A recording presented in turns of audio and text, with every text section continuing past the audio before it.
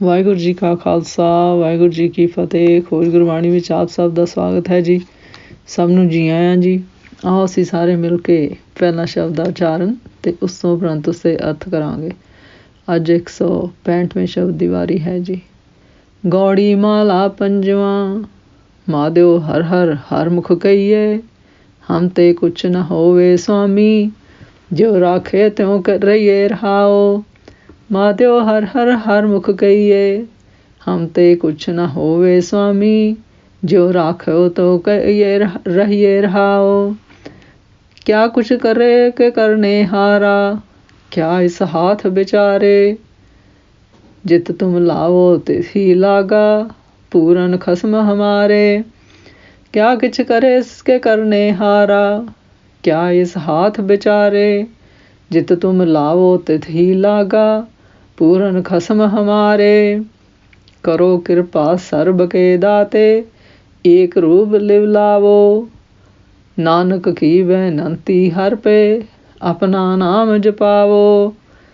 करो कृपा सर्ब के दाते, एक रूप लिव लावो, ਨਾਨਕ ਕੀ ਬੇਨੰਤੀ ਹਰ ਪੈ, ਆਪਣਾ ਨਾਮ ਜਪਾਵੋ। ਇਸ ਸ਼ਬਦ ਵਿੱਚ ਗੁਰੂ ਜੀ ਸਾਨੂੰ ਕਹਿੰਦੇ ਹਨ, ਮਾਧੋ ਹੇ ਮਾਧੋ ਭਾਵ ਪਰਮੇਸ਼ਰ, ਤੁਸੀਂ ਆਪਣੀ ਮਿਹਰ ਅਤੇ ਕਿਰਪਾ ਸਾਡੇ 'ਤੇ ਕਰੋ ਜੀ, ਤਾਂ ਕਿ ਅਸੀਂ ਤੁਹਾਡਾ ਹਰ ਹਰ ਹਰ ਮੁਖ ਕਹੀਏ। ਭਾਵ ਪਰਮੇਸ਼ਰ ਹਰ ਦਾ ਗੁਰਸ਼ਬਦ ਗੁਰਬਾਣੀ ਨਾਮ ਸਿਮਰਨ ਮੁਖ ਕਹੀਏ, ਭਾਵ ਰਸਨਾ ਦੁਆਰਾ ਜਪੀਏ ਜੀ। ਫਿਰ ਗੁਰੂ ਜੀ ਕਹਿੰਦੇ ਹਨ, ਹਮ ਤੇ ਕੁਛ ਨਾ ਹੋਵੇ ਸੁਆਮੀ, ਜਿਉ ਰਾਖੇ ਤੋ ਰਹੀਏ ਰਹਾਓ। ਭਾਵ ਸਾਡੇ ਵੱਸ ਕੁਝ ਵੀ ਨਹੀਂ ਹੈ ਪਰਮੇਸ਼ਰ, ਅਤੇ ਅਸੀਂ ਕਿਸੇ ਵੀ ਚੀਜ਼ ਦੇ ਕਾਬਲ ਨਹੀਂ ਹਾਂ ਜੀ। ਇਸ ਕਰਕੇ ਹੇ ਪਰਮੇਸ਼ਰ ਮਾਲਕ ਸੁਆਮੀ, ਤੁਸੀਂ ਸਾਡੇ ਉੱਤੇ ਆਪਣੀ ਮਿਹਰ ਕਿਰਪਾ ਕਰੋ ਜੀ। ਫਿਰ ਗੁਰੂ ਜੀ ਕਹਿੰਦੇ ਹਨ, ਅਸੀਂ ਤੇ ਇੱਕ ਛੋਟੇ ਜਿਹੇ ਤੁਹਾਡੇ ਅੰਸ਼ ਹਾਂ ਜੀ। ਜਿਸ ਤਰ੍ਹਾਂ ਤੁਸੀਂ ਰੱਖੋਗੇ ਅਸੀਂ ਉਸ ਤਰ੍ਹਾਂ ਹੀ ਰਹਿੰਦੇ ਹਾਂ ਜੀ।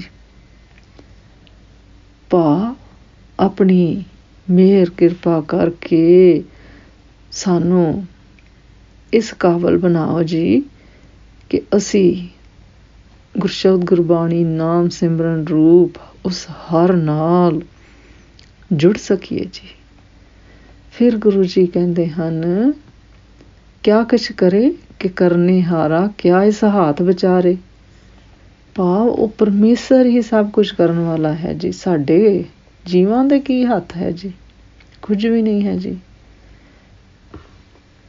ਫਿਰ ਗੁਰੂ ਜੀ ਕਹਿੰਦੇ ਹਨ, ਜਿਤ ਤੁਮ ਲਾਵੇ ਤਿਤ ਹੀ ਲਾਗਾ, ਪੂਰਨ ਖਸਮ ਹਮਾਰੇ।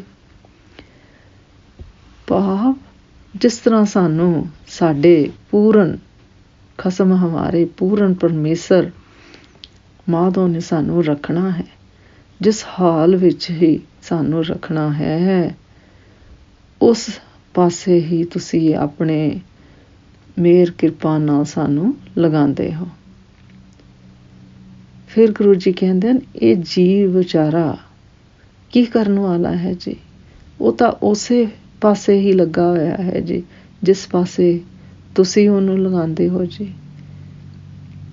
ਫਿਰ ਗੁਰੂ ਜੀ ਕਹਿੰਦੇ ਹਨ, ਜਿਨ੍ਹਾਂ ਨੂੰ ਤੁਸੀਂ ਆਪਣੀ ਮਿਹਰ ਕਿਰਪਾ ਕਰਕੇ ਗੁਰਸ਼ਬਦ ਗੁਰਬਾਣੀ ਨਾਮ ਸਿਮਰਨ ਨਾਲ ਜੋੜਦੇ ਹੋ ਜੀ, ਸੱਚਾਈ ਇਹ ਹੈ ਜੀ ਕਿ ਤੁਸੀਂ ਉਹਨਾਂ ਦੇ ਪੂਰਨ ਖਸਮ ਰੂਪ ਪਰਮੇਸ਼ਰ ਹਰ ਹੋ ਜੀ।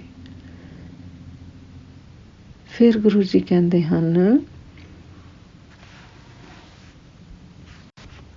ਕਰੋ ਕਿਰਪਾ ਸਰਬ ਕੇ ਦਾਤੇ, ਏਕ ਰੂਪ ਲਿਵ ਲਾਵੋ, ਨਾਨਕ ਕੀ ਬੇਨੰਤੀ ਹਰ ਪੇ, ਆਪਣਾ ਨਾਮ ਜਪਾਵੋ। ਫਿਰ ਗੁਰੂ ਜੀ ਕਹਿੰਦੇ ਹਨ, ਹੇ ਸਰਬ ਕੇ ਦਾਤੇ, ਭਾਵ ਪਰਮੇਸ਼ਰ ਤੁਸੀਂ ਸਭ ਨੂੰ ਦਾਤਾਂ ਦੇਣ ਵਾਲੇ ਹੋ ਜੀ। ਇਹ ਗੁਰਸ਼ਬਦ ਗੁਰਬਾਣੀ ਨਾਮ ਸਿਮਰਨ ਵੀ ਇੱਕ ਦਾਤ ਹੈ। ਇਹ ਮਨੁੱਖਾ ਜੀਵਨ ਹੀ ਤੁਹਾਡੀ ਦਿੱਤੀ ਹੋਈ ਦਾਤ ਹੈ ਜੀ। ਤਾਂ ਹੀ ਅਸੀਂ ਇਸ ਸਰੂਪ ਵਿੱਚ ਆਏ ਹਾਂ ਜੀ, ਰੂਪ ਵਿੱਚ ਆਏ ਹਾਂ ਜੀ। ਫਿਰ ਗੁਰੂ ਜੀ ਕਹਿੰਦੇ ਹਨ, ਹੇ ਪਰਮੇਸ਼ਰ ਹਰੀ, ਤੁਹਾਡੇ ਅੱਗੇ ਇਹ ਬੇਨਤੀ ਅਰਦਾਸ ਕਰਦੇ ਹਾਂ ਜੀ ਕਿ ਤੁਸੀਂ ਮੈਨੂੰ ਵੀ ਆਪਣਾ ਗੁਰਸ਼ਬਦ ਗੁਰਬਾਣੀ ਨਾਮ ਸਿਮਰਨ ਰਸਨਾ ਨਾਲ ਜਪਾਓ ਜੀ। ਪਾ ਕਿ ਮੇਰੇ 'ਤੇ ਆਪਣੀ ਮਿਹਰ ਕਿਰਪਾ ਕਰੋ ਕਿ ਮੈਂ ਵੀ ਆਪਣੇ ਹਰ ਨਾਲ ਜੁੜ ਸਕਾਂ ਜੀ ਅਤੇ ਆਪਣੇ ਮੂਲ ਨੂੰ ਪਹਿਚਾਨ ਸਕਾਂ ਜੀ। ਅਤੇ ਉਹ ਕਿਸ ਤਰ੍ਹਾਂ ਹੋ ਸਕਦਾ ਹੈ ਜੀ?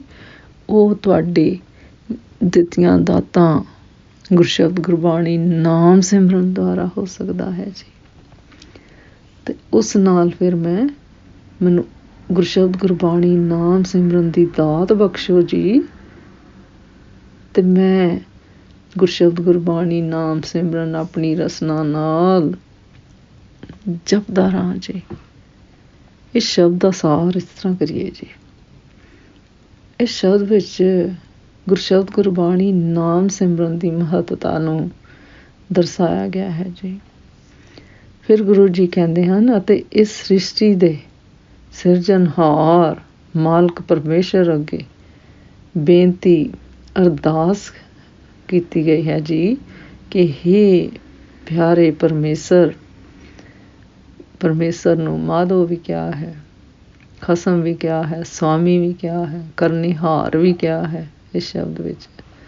ਸੋ ਸਭ ਕੁਛ ਤੁਸੀਂ ਹੀ ਹੋ ਮਾਲਕ। ਅਤੇ ਤੁਹਾਡੇ ਅੱਗੇ ਇਹ ਬੇਨਤੀ ਅਰਦਾਸ ਹੈ ਜੀ ਕਿ ਸਾਡੇ 'ਤੇ ਆਪਣੀ ਮਿਹਰ ਕਿਰਪਾ ਕਰੋ ਜੀ ਕਿ ਅਸੀਂ ਆਪਣੇ ਅਸਲੀ ਨੂੰ ਪਛਾਣ ਸਕੀਏ ਜੀ ਅਤੇ ਅਸਲ ਘਰ ਵਿੱਚ ਗੁਰਸ਼ਬਦ ਗੁਰਬਾਣੀ ਨਾਮ ਸਿਮਰਨ ਦੁਆਰਾ ਉਸ ਨਾਲ ਜੁੜ ਸਕੀਏ ਜੀ।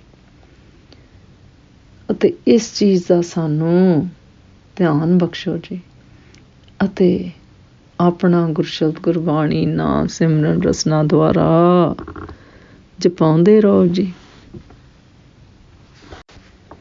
ਫਿਰ ਗੁਰੂ ਜੀ ਕਹਿੰਦੇ ਹਨ, ਅਸੀਂ ਜੀ ਕਿਸ ਚੀਜ਼ ਦੇ ਕਾਬਲ ਹਾਂ ਜੀ? ਅਸੀਂ ਤੇ ਕੁਝ ਵੀ ਕਰਨ ਦੇ ਸਮਰੱਥ ਨਹੀਂ ਹਾਂ ਜੀ। ਸਾਡੇ ਦੇ ਹੱਥ ਵਿੱਚ ਕੁਛ ਨਹੀਂ ਹੈ ਜੀ। ਅਸੀਂ ਤੇ ਜਿੱਧਰ ਵੀ ਤੁਸੀਂ ਲਗਾਓਗੇ ਉੱਧਰ ਹੀ ਲੱਗਣਾ ਹੈ ਜੀ। ਅਤੇ ਤੁਸੀਂ ਹੀ ਸਾਡੇ ਪੂਰਨ ਸੰਪੂਰਨ ਸਮਰੱਥ ਪਰਮੇਸ਼ਰ ਹਰ ਮਾਲਕ ਹੋ ਜੀ।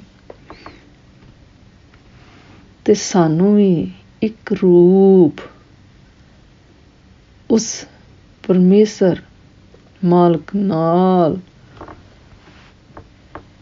ਗੁਰਸ਼ਬਦ ਗੁਰਬਾਣੀ ਨਾਮ ਸਿਮਰਨ ਦੁਆਰਾ ਸਾਡੀ ਲਿਵ ਲਗਾ ਦਿਓ ਜੀ। ਇਹ ਸਭ ਕੁਛ ਤੁਹਾਡੀ ਮਿਹਰ ਕਿਰਪਾ ਨਾਲ ਹੀ ਹੋ ਸਕਦਾ ਹੈ ਜੀ। ਅੱਜ ਦਾ ਵਿਚਾਰ ਕਰਦਿਆਂ ਮੇਰੇ ਕੋਲੋਂ ਅਨੇਕਾਂ ਭੁੱਲਾਂ ਹੋਈਆਂ ਹੋਣਗੀਆਂ, ਉਸ ਵਾਸਤੇ ਮੈਂ ਖਿਮਾ ਦੀ ਜਾਚਕ ਹਾਂ ਜੀ। ਵਾਹਿਗੁਰੂ ਜੀ ਕਾ ਖਾਲਸਾ, ਵਾਹਿਗੁਰੂ ਜੀ ਕੀ ਫਤਿਹ।